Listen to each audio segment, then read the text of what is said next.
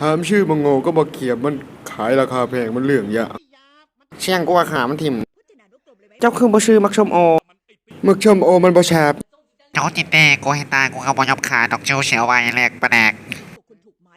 ขายลำช้าเรื่องมันที่ไหนจบ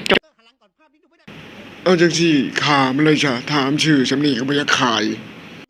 มึงสิขายบ่ฮะมึงจะเอาจังสิถ้ามึงยังบ่ยอมขายให้กูสิฆ่ามึงจ้ะเอาปืนมาเชียงเอาปืนมาไวๆกูสิเอาบ่นึ่งข้าวให้เมียนี่เอาฉบับทนี้มึงตายจะถามชื่อทนี้มึงก็ยังอยากไปแหลกประแดกตายจะเถอะบ่ครับลูกปืนได้มึงเอาไปนึ่งข้าวให้เมียมึงเบิดละบ่กูลืมใช้โอเคใช้ให้เท่านี้ก็จบเอาแล้วมึงตายบัดนี้มึงตายป่าชอยก่อนแน่บ่มีไปชอยมึงดอกบักดำนอกจากมึงสิขายให้หมู่กูขายแล้วชาตกลงมึงสิขายบ่มึงคิดว่าการตายเป็นการอดทนรอข้าวบ่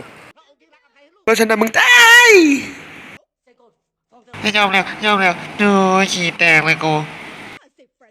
เอาเอาไปเลยได้ทางกันนะขอบใจป้าโอเคป้าขอบใจหลายบอกไปยักมาครับแหละ